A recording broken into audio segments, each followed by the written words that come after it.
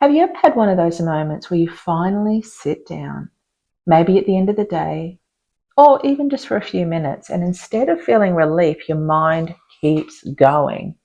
It starts running through what needs to happen tomorrow, what you might have forgotten, what's coming up next week, what someone might need from you. And even though nothing urgent is happening in the moment, you still feel like you're on. A lot of people assume this is just a busy life or a busy mind. But psychologically, it's often something much deeper than that. Because sometimes it's not just about your mind being busy, it's about what your mind has been holding for a long time.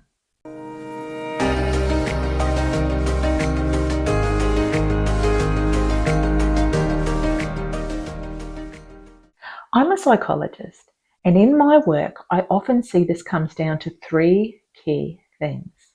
One, the mental load you're carrying. Two, the expectations you're holding yourself to. And three, the comparisons you're making to others. And what's important here is that these don't sit separately. They actually feed into each other and they're interconnected. Let's have a look at mental load. Mental load isn't just about having a lot to do. It's about your mind being in a constant state of background responsibility, almost like a radio that never fully switches off, that's always playing in the background. It's the mental tracking of your life, holding what needs to happen next, what could go wrong, what other people might need, what hasn't been done yet. And for many women, this becomes so automatic over time that you don't even recognize you're doing it. It just feels like part of how you think, or even who you are. It's not just about the practical side of running life. There is often a deeper, more subtle emotional layer to mental overload. You're not just remembering tasks, you're also reading the room, noticing when someone seems a little off, adjusting how you respond, thinking ahead about how to keep things running smoothly, not just practically, but emotionally. And while that level of awareness is a real strength, it also means your mind is carrying more than just tasks. When this happens repeatedly, your nervous system begins to adapt. It learns that staying slightly alert is useful, that being prepared and aware and mentally engaged helps you to manage your life. Not in a dramatic or anxious way, but in a quiet, ongoing activation. And over time, that becomes your baseline. That just becomes how you move through the world. And that's why so many people describe feeling tired but wired, exhausted but unable to fully relax, because your system hasn't really learned how to fully switch off. So rather than trying to clear your mind or forcing yourself to relax, a more helpful place to begin is to take the pressure off your mind to hold everything.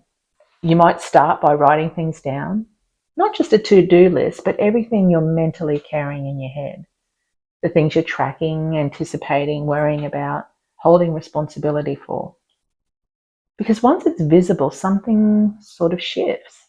You're no longer relying on your mind to store and manage it all at once. And that alone can begin to create a small but meaningful sense of space. Number two is expectations. The unseen pressure. This is where things often go a layer deeper, because it's not just about what you're doing, it's about what you believe you should be doing. And a lot of the time, these expectations aren't fully conscious. They sit quietly in the background, shaping how you move through your day without being directly questioned. Where do expectations come from? For many women, these expectations are built over years. They come from the roles you've stepped into, the environments you've been in, what's been expected of you growing up, or what has been rewarded or valued. Over time, you learn this is what it means to be responsible. This is what it means to be a good mum, partner, employee.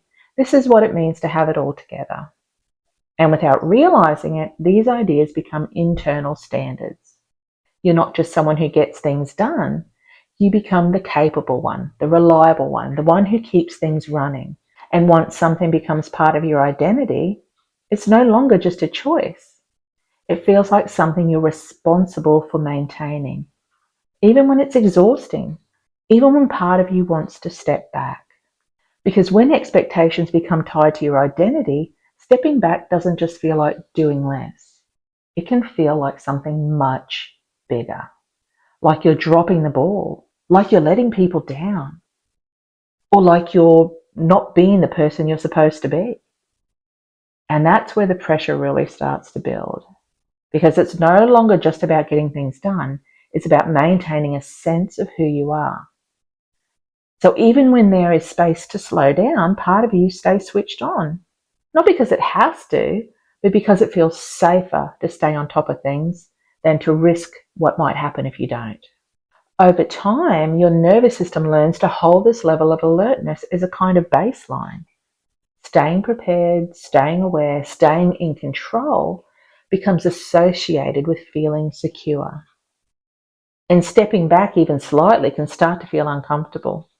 Not because something is wrong, but because your system has learned that being on is what keeps things and you okay.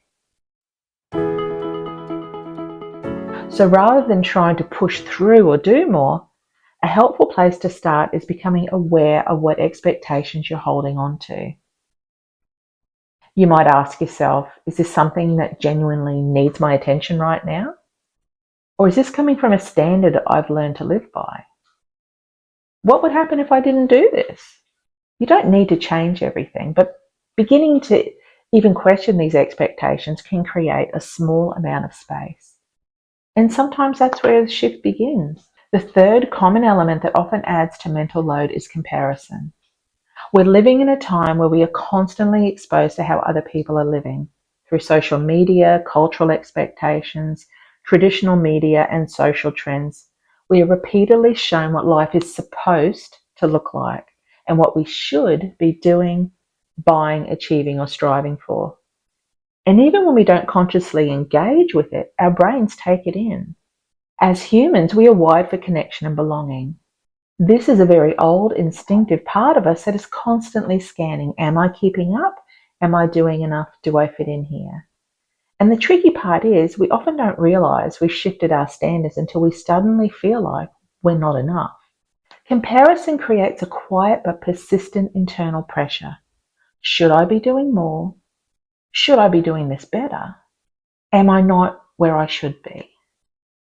And that feeds directly into expectations, which then increases your mental load. Sometimes when those thoughts show up, it can be helpful to pause and ask, well, says who? And why? Where is that expectation actually coming from? Is this something that truly matters to you or something that you've absorbed over time? You might feel fine until you scroll, and then suddenly your house doesn't feel organized enough. Your routine doesn't feel productive enough. Your life doesn't feel like it's quite keeping up. Nothing has changed, but your perception has. So rather than trying to stop comparing altogether, a more helpful place to start is bringing your focus back inwards. What actually matters to me in this season of my life? What is realistic for me right now? Not what looks good, not what other people are doing, just what is meaningful and aligned for you right now. When you look at these three things together, it paints a very clear picture. You're not just dealing with a busy mind. You're carrying a constant mental load, holding yourself to high expectations and being influenced by comparison. Of course it feels heavy. Your mind has been carrying more than it was designed to hold at once. So if life feels like it's rushing past, or like you can't fully switch off, it's not because you're not coping well enough. It may simply be that your system has become very well practiced at carrying more than it was designed to ever hold. And change doesn't come from fixing everything overnight. It comes from small shifts like taking things out of your head, questioning what you're holding, and allowing yourself not to carry everything at once. If this resonated with you, I explore these ideas more deeply in my book, Stop Rushing, Start Living. I share practical, realistic ways to reduce mental load, calm your nervous system, and create more space in your day. It's available as an audiobook, ebook, and paperback through most online retailers. You can still care deeply without carrying it all.